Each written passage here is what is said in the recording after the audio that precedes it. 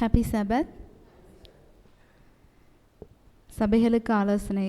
அதில் இன்றைக்கி நம்ம எதை குறித்து பார்க்க போகிறோன்னா, பிள்ளை வளர்ப்புக்கான ஆலோசனையில் அதிகாரம் 61 சமையல் அறையில் இருக்கும் வீட்டை கட்டும் நபர் அப்படிங்கிற தலைப்பில் இருந்து தான் நம்ம பார்க்க போகிறோம். ஒரு உயரிய அழைப்பு, ரொம்ப உன்னதமான அழைப்பு அப்படின்னு சொல்லிட்டு ஆரம்பிக்கிறாங்க. வேலைகளே ரொம்ப முக்கியமான வேலை எது அப்படின்னு சொல்லி பார்த்தோம்னா அது வீட்டு வேலை தான் அப்படின்னு சொல்கிறாங்க.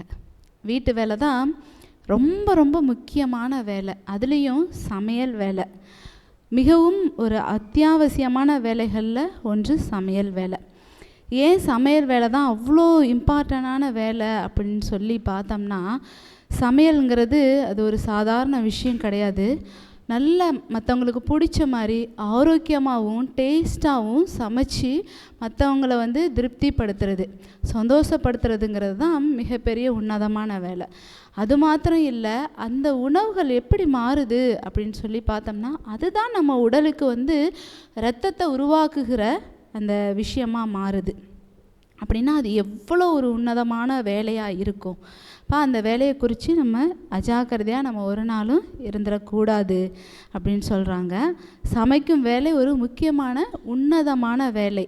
இன்னும் எப்படி இன்டெப்த்தாக சொல்கிறாங்க அப்படின்னா, சமையல் வேலைங்கிறது நம்ம ஜீவனை உண்டாக்குற வேலை, உசுரை உண்டாக்குற வேலை. அது நீங்கள் சாதாரணமாக நினைக்கிற மாதிரி ஏனோ தானோன்னு சொல்லிட்டு அது சமையல் தானே, நம்ம அப்படி தான் நினைப்போம், சமையல் தானே அப்படின்னு சொல்லி நினைப்போம். அது ஒரு ஊழியம்ங்கிறாங்க. என்ன ஊழியம் அப்படின்னா, மருத்துவ ஊழியம். நம்மலாம் ஊழியம் செஞ்சுக்கிட்டு இருக்கோம். நம்ம வீட்டில் சமைச்சு கொடுக்கறது நம்ம ஊழியம். ஒருவேளை அதில் எனக்கு இன்ட்ரெஸ்டே இல்லை அப்படின்னா நான் என்ன பண்ணுறதா அர்த்தம்? ஊழியத்தை செய்யாமல் போகிறேன்னு அர்த்தம். நிறைய நேரத்தில் நமக்கு அந்த ஒரு வெறுப்பு வந்திருக்குங்களா, ஐயோ 3 நேரமும் சமைச்சு அப்படின்னு சொல்லிட்டு அந்த இன்னொன்று என்ன சமைக்கிறது, இதெல்லாத்தையும் குறித்து நமக்கு ஒரே பதட்டமாகும், எரிச்சலாகும். இன்றைக்கி சமையலே கிடையாது, வீட்டில் சமைக்கிற வேலையே கிடையாது அப்படின்னு சொல்லிட்டு பல நாள் ஸ்ட்ரைக்லாம் பண்ணியிருக்கோம். ஆனால் அது என்னன்னா, தெய்வம் நமக்கு கொடுத்த ஊழியம். அந்த ஊழியத்தை நம்ம எப்படி தாங்குகிறோம்? அங்கங்கே போய் மற்றவங்களுக்கெல்லாம் சொல்லி புரட்சிகரமாக ஊழியம் செய்கிறது மட்டும் ஊழியம் கிடையாது. நம்ம இல்லத்திலே சமைக்கிற வேலை, நம்ம வீட்டு வேலைகளை செய்கிறது ஒவ்வொன்றும், நம்ம கணவனாக இருக்கட்டும், மனைவி, நம்மளுடைய பிள்ளைகளாக இருக்கட்டும், பெரியவங்களாக இருக்கட்டும், வயோதிகர்கள், அத்தனை பேத்தியும் அவங்களோட தேவைகளை சந்திக்கிறது எல்லாமே மிக மகத்தான ஊழியம். அப்படிப்பட்ட ஊழியத்தை நம்ம அஜாக்கிரதையாக நம்ம நினைக்கக்கூடாது. அது நம்ம இது என் வாழ்க்கையே இப்படி போயிடுச்சே. நிறைய நேரத்தில் எவ்வளோ பேர் யோசிக்கிறாங்க, வீட்டிலே கடந்து சமையல் கட்டிலே கடந்து என் வாழ்க்கை இதோடு முடிஞ்சு போச்சு, எத்தனை பேர் நினைக்கிறோம். ஆனால் அது அப்படி கிடையவே கிடையாது. அது நம்ம ஆக்சுவலாக தெய்வமே நமக்கு கொடுத்துருக்க மிகப்பெரிய போஸ்டிங். ஊழியக்காரிகளாக நம்மளை அப்பாயின்மெண்ட் பண்ணியிருக்கார். அப்படிப்பட்ட ஊழியத்தை அப்படி தான் சொல்லணும், அப்படிப்பட்ட சமையல் வேலைன்னு சொல்லக்கூடாது. அப்படிப்பட்ட ஊழியத்தை நம்ம ஜாக்கிரதையாக நம்ம செய்யணும். நிறைய பேர் நம்ம என்ன பண்ணுறோம், சீர்திருத்தம் பண்ணுறோம். நம்ம இப்படி சொல்லிட்டாங்களே, தெய்வம் நமக்கு இப்படிப்பட்ட ஊழியத்தை கொடுத்துட்டாரேன்னு சொல்லிட்டு நம்ம சமையல் விஷயத்தில் போய் டக்குன்னு புரட்சி பண்ண ஆரம்பிச்சிருவோம். உடனே ஹெல்தியான உணவுகள் நம்ம சமைச்சு கொடுக்கணும் அப்படின்னு சொல்லிட்டு எடுப்புக்கு எல்லாம் போய் பண்ண ஆரம்பிச்சிருவோம். ஆனால் அதில் பல நேரங்களில் தோல்வி. ஒரு 4 நாள் வேகமாக வேலை செய்வோம், 5ஆவது நாள் பார்த்தோம்னா அப்படியே நமக்கு ஷோ அப்படின்னு இருக்கும். ஏன் அதில் ஒரு தோல்வி வருது?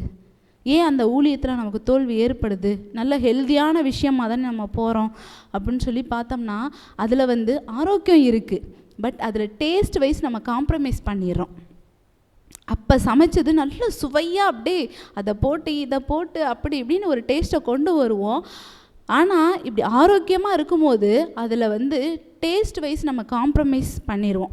அதுக்கு தான் என்ன சொல்கிறாங்கன்னா, டேஸ்ட்லேயும் நம்ம காம்ப்ரமைஸ் பண்ணக்கூடாது, ஹெல்திலையும் நம்ம காம்ப்ரமைஸ் பண்ணக்கூடாது. ஆரோக்கியமாக இருக்கும், அதே மாதிரி சுவையாகவும் இருக்கணும். அதுக்கு நம்ம படிக்கணுங்கிறாங்க. இப்போ போய் படிக்கிறதா அப்படின்னு யோசிக்கக்கூடாது, படிக்க சொல்கிறாங்க. போய் படிங்க. நாட்டின் மிக சிறந்த சமையல் கலையில் தேறின நபரிடம் செல்லுங்கள். தேவைப்படுமானால் வார கணக்கிலும் அவருடன் தங்கி இக்கலைகளை கற்றுக்கொள்ளுங்கள்.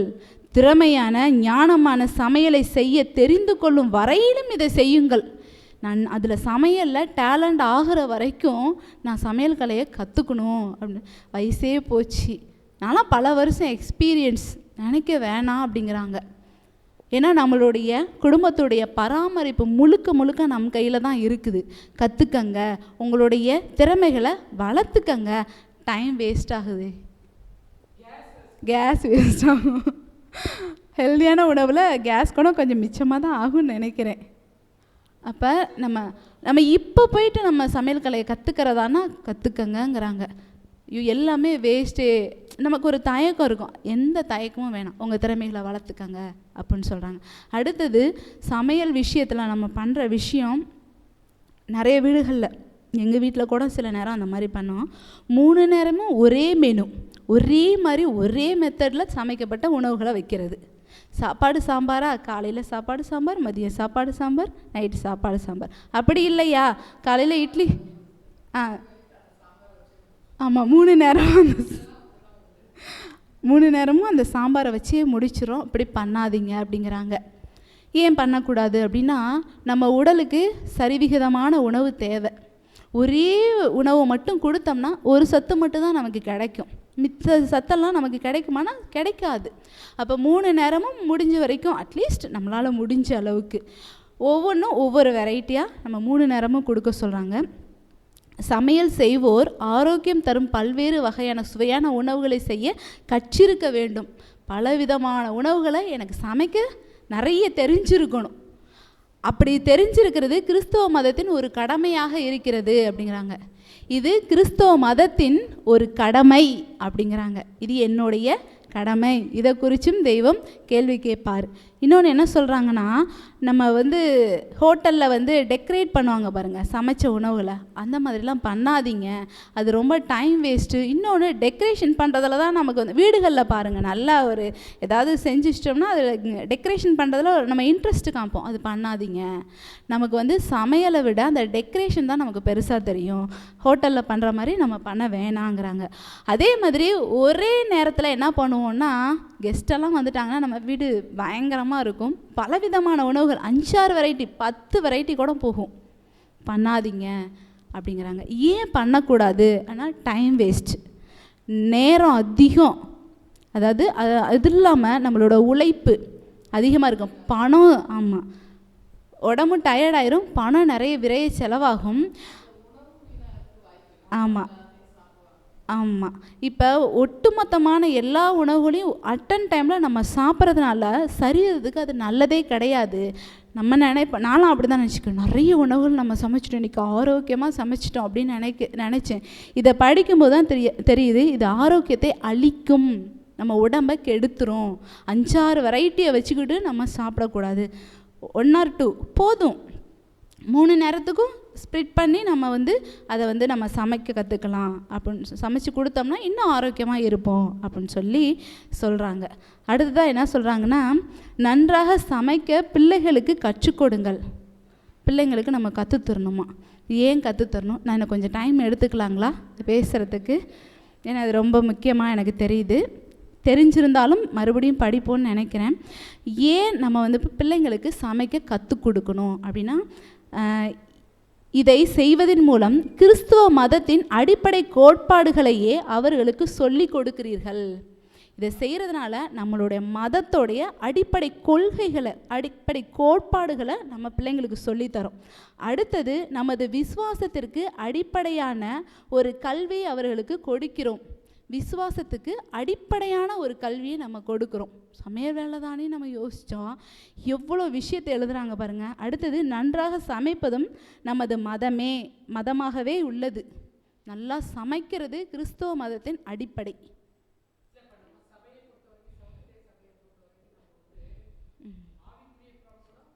ஆரோக்கிய பிரமாணம். அதாவது நம்ம சபையை பொறுத்த வரைக்கும் மட்டும்தான் ஆரோக்கிய பிரமாணம், ஆவிக்குரிய பிரமாணம் சொல்லிட்டு ரெண்டுக்கும் வந்து ஈக்குவலாக வந்து முக்கியத்துவம் கொடுத்து நம்ம வந்து சொல்லி கொடுத்துட்ருக்கோம். மற்ற வேற எந்த சபையிலையுமே இந்த மாதிரி காரியங்கள் இல்லை. அப்போது ஆரோக்கிய பிரமாணம்னு சொல்கிறோம், அது எந்த வகையில் கொண்டு போகணும், அப்போ அதுக்கு வந்து எவ்வளோ சாப்பாடு சமைக்கிறதுல சர்வ் பண்ணுறதுல எவ்வளோ முக்கியத்துவம் கொடுக்கணும். அப்போது ஆட்டோமேட்டிக்காக வந்து அந்த அடிப்படை கொள்கை கோட்பாடு வந்து கற்றுக்கிற ஒரு வாய்ப்பு. ஆமாம். இன்னொரு விஷயம் என்ன சொல்கிறாங்கன்னா, இது நம்மளுடைய மதமாகவே உள்ளது அப்படின்னா, இதை தெரிந்து கொள்ளாதவர்களின் மதமும் விசுவாச வாழ்க்கையும் கேள்விக்குள்ளாகிறது. விசுவாச வாழ்க்கைக்குள்ளாகவே அவங்க வர முடியாது. இப்போ நல்லா சமைக்க தெரிஞ்சதுனால தானே வழிபோக்கர்களை கூப்பிட்டு வச்சு சாப்பாடு போட்டு அந்த விருந்தோம்பல் குணத்தையே அவங்க வெளியே காமிச்சாங்க. இப்போ கிறிஸ்தவங்கன்னா என்ன பண்ணணும்னா, விருந்தோம்பல் குணத்தை வந்து வெளியில் காமிக்கணும். அப்படின்னா நான் நல்லா சமைக்க கற்றுருக்கணும், நல்லா சுவையான மற்றவங்க விரும்பத்தக்க அளவு ஆரோக்கியமாகவும் நான் கற்றுருக்கணும். இப்போ இது எல்லாத்தையும் குறித்து நம்ம பிள்ளைங்களுக்கு நம்ம சொல்லி தரணும். என்னால் இதை அப்படியே அவ்வளோ விஷயங்கள் இருக்குது, என்னால் அந்த சாப்டரை கூட முடிக்கவும் இல்லை, அவ்வளோ நிறைய இருக்குது. இருந்தாலும் கொஞ்சம் நான் கம்மி பண்ணிக்கிறேன். பிள்ளைங்களுக்கு இந்த விஷயத்தை நம்ம சொல்லித்தரணும். வெறும் ஆரோக்கியம் மட்டும் நினைக்க வேணாம், அதில் ஆவிக்குரிய விஷயமும் ஆரோக்கியம் ரெண்டுமே பின்னி பிணைஞ்சிருக்கு. ரெண்டுத்தையுமே பிரிக்கவே முடியாது. சாப்பாடு தான் அப்படின்னு சொல்லி இது தானே அப்படின்னு ஒரு நாளும் நம்ம நினச்சிட வேணாம். அதுவும் ஆவிக்குரிய விஷயம் ரெண்டுமே பின்னி பிணைஞ்சி தான் வரும். அப்போ நம்ம புரிஞ்சிக்கணும், இந்த விஷயத்தில் காம்ப்ரமைஸ் பண்ணக்கூடாது. பிள்ளைங்களுக்கு முக்கியமாக நம்ம சமையல் விஷயத்தை நம்ம சொல்லித்தரணும். அப்படி சொல்லும் போது நம்ம வீடுகள்லாம் பார்க்கணுன்னா பறக்கும், தட்டெல்லாம் பறக்கும், டம்ளர்லாம் பறக்கும். சரியாக கற்றுக்கலன்னா பிள்ளைங்களுக்கு நம்ம சொல்லி தரும் போதே நம்ம முகம் சிரிச்சுக்கிட்டே தான் இருக்கணுங்களாம். சிரித்த முகமாக போய் சொல்லி தரணுங்களாம். நம்ம வீட்டில் அப்படி நடக்கிறதுல ஓங்கி பட்டுன்னு தலையிலே ஒரு கொட்டு, என்ன கற்றுக்குற அப்படின்னு சொல்லிட்டு பிள்ளைங்க வந்து அதுக்கப்புறம் வந்து ஓ இது எனக்கு செய்யவே தெரியாதாட்டுக்கு, ஒன்ஸ் மிஸ்டேக் ஆகிடுச்சி அப்படின்னா நமக்கு செய்யவே தெரியாதாட்டுக்கு, நமக்கு வராதாட்டுக்குன்னு அவங்களே லோன்லியாக ஃபீல் பண்ணிகிட்டு இருப்பாங்க. அப்போ இன்னும் போட்டு அவங்கள திட்டி ஒரு வழியாக்கி சமையல் கட்டு பக்கமே அவங்க வரவே மாட்டாங்க. அந்தளவு பயந்துக்கிட்டு வரமாட்டாங்க. அந்த இடத்துல நம்ம என்ன பண்ணணும்னா, அன்புடன் நிதானத்தோட நம்ம ஃபஸ்ட்டு நிதானமாக இருக்கணும். நமக்கு ஃபஸ்ட்டு பொறுமை வேணும். நம்ம பொறுமையாக இருந்து பிள்ளைங்களுக்கு நம்ம சொல்லி தரணும். அப்படி சொல்லி கொடுக்கும்போது பிள்ளைங்க வந்து கண்டிப்பாக வந்து நல்லா கற்றுக்குவாங்க. அவங்கள வந்து என்கரேஜ் பண்ணும். பரவாயில்ல, மிஸ்டேக் ஆகும், தீஞ்சு போயிடும், ஏதாவது வீண் பண்ணிடுவாங்க, ஏதாவது நடக்கும், உடனே நம்ம அப்படியே எல்லா விஸ்வரூபத்தையும் நம்ம காமிக்க ஆரம்பிச்சிடுவோம். நம்மளோட கேரக்டர் மொத்தத்தையும் அங்கே தான் அப்படியே கத்தி கூப்பாடை போட்டு எல்லாம் காமிக்க ஆரம்பிச்சிருவோம். ஆனால் அப்படி பண்ணக்கூடாது. இது வந்து நீ இப்போ கற்றுக்கிட்டு இருக்க, ஒன்றும் பிரச்சனை இல்லை, சரியாயிடும், நீ பழக பழக ப்ராக்டிஸ் எடுக்க தான் உனக்கு வரும், இதனால ஒன்றும் கவலைப்படாத அப்படின்னு சொல்லி நான் வந்து என் பிள்ளைக்கு நான் சொல்லித்தர போகிறேன்னு முடிவு பண்ணிட்டாவே நிறைய பொருட்கள் வேஸ்ட் ஆகதை நான் எதிர்பார்த்துட்டே போயிடணும். என் டைம் வேஸ்ட் ஆகுங்கிறத எதிர்பார்த்துட்டே போயிடணும். மிஸ்டேக் நடக்குங்கிறத நான் எதிர்பார்த்துட்டு தான் போகணும். அப்படி எதுவுமே நடக்கக்கூடாது, எல்லாம் பர்ஃபெக்டாக நடந்துடணும் அப்படின்னு சொல்லிட்டு நான் நினைக்கிறது அது என்னுடைய தப்பு. ஒருவேளை நான் இப்படிலாம் பண்ணி கத்தி என் பிள்ளையை நான் விரட்டி விட்டுட்டு நீ செய்யவே தேவையில்ல, நீ உதவியாக இருக்கிறத விட எனக்கு ஒவ்வொருத்தரமாக தான் இருக்கிற, நீ செய்யவே தேவையில்லன்னு விரட்டி விட்டோம்னா அந்த பிள்ளைங்க கற்றுக்காமலே போயிடுவாங்க. அதுக்கு முழுக்க முழுக்க பொறுப்பு பெற்றோர்கள் மட்டும்தான் சொல்கிறாங்க. பிள்ளைங்க கற்றுக்காமல் போகிறதுக்கான இப்படிலாம் பண்ணி நம்ம பிள்ளைங்களை விரட்டி விட்டால் இதுக்கான முழு பொறுப்பு பெற்றோர்கள் தான். அப்போ அந்த விஷயத்தில் நம்ம பிள்ளைங்களுக்கு சொல்லித்தரதில் ரொம்ப ஜாக்கிரதையாக இருக்கணும். அப்படிங்கிறதான் இந்த நாளுடைய பாடமாக இருக்குது. அப்போ சமையல் விஷயங்கிறது அது சாதாரண விஷயம் கிடையாது. அது வந்து நிறைய பேர் நினைக்கிறது ரொம்ப கேவலமான விஷயமா. நான் என்ன வேலைக்காரியா, உங்களுக்கெல்லாம் சமைச்சு போடுறதுக்கு நான் என்ன வேலை, ஃபஸ்ட்டு சொல்கிற நிறைய வீடுகளில் சொல்கிறாங்க. அது ரொம்ப தரம் தாழ்ந்ததாக, ஏதோ லேப்டாப்பில் வேலை செய்கிறது பெரிய ஹை மாதிரியும், சமையல் கரண்டி எடுத்துகிட்டு அது என்னமோ ரொம்ப தரம் தாழ்ந்த மாதிரி இப்படி நினைக்கிறாங்க. அது மிக மிக தவறான ஒரு விஷயம். அந்த விஷயத்தை நம்ம மோட்டிவேட் பண்ணவே கூடாது. பிள்ளைங்களுக்கு சொல்லி புரிய வைக்கணும். இது ஊழியம் அப்படின்னு சொல்லி நம்ம பிள்ளைங்களுக்கு சொல்லி கொடுத்தோம்னா பிள்ளைங்க புரிஞ்சுக்குவாங்க. ஆமேன்.